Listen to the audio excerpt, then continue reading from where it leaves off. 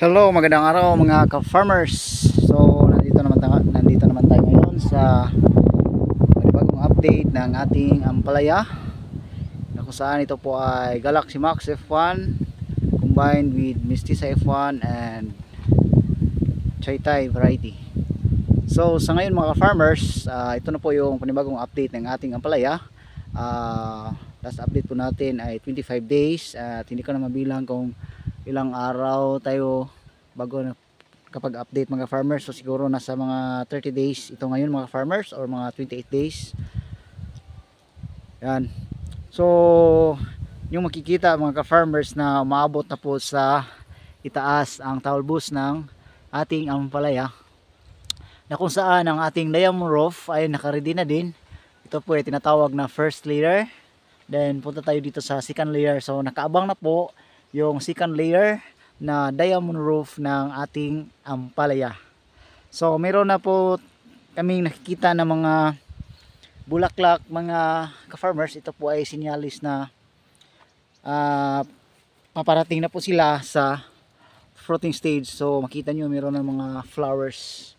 So nasa kalahating edad po siya, vegetative stage at saka fruiting stage mga ka-farmers. So sa ngayon, meron akong i-update sa inyo mga ka-farmers. Na makikita nyo sa video po natin ay inararo po natin yung kaliwa at saka kanan ng gilid ng ating ampalaya. So meron po itong purpose mga ka-farmers, dahil ito po ay ginagawa natin upang yung mga ugat ng ating tanim ay dito po lalabas sa gilid ng ating plastic mulch. So kapag maganda po ang lupa ng bawat dulo at gilid ng ating ampalaya mga farmers, ay yung ugat ng ating tanim na ampalaya ay makadaan siya dire-diretso at maraming nutrients at vitamins ang kanyang madadala galing sa lupa na kanyang pinagdaanan. Dahil maganda po yung lupa natin, inararo natin, kapag umuulan mga ka-farmers ay ito po ay magiging smooth. So yung ugat ng ating tanim ay makapagpunta hanggat saan kaya gusto ng ating mga ng ugat ng ating mga tanim mga ka-farmers. So ito na po, marami na pong talbos na lumalabas. Siguro po mga average ng ating ampalaya na talbos sa kanilang edad ay nandoon na po sa 8 to 9 up to 10 ka mga talbos na lumalabas patungo sa tinatawag namin sa Bisaya dito ay dingding. Yan mga ka-farmers. So ito po yung mukha sa ngayon mga ka-farmers ng ating ampalaya.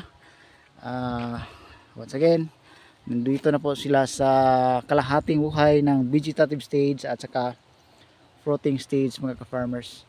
So uniform po ang tubo ng ating mga ampalaya mga ka-farmers. So maganda talaga kapag may tubig at madali lang silang lumalaki at madaling dumami ang mga dahon mga ka-farmers. So hanggang doon sa ibaba mga ka-farmers ay inararo natin yung gilid ng ating ampalaya sa left and right. So kailangan po nating araruhin yung kaliwa at kanan ng ating plastic mulch mga ka-farmers. Sinasabi ko na noong una ay nakaano po tayo, mayroong tumatawag sa atin doon mga ka-farmers, no? Yan. So ito po yung mga so ito na lang po mga ka-farmers. Babush.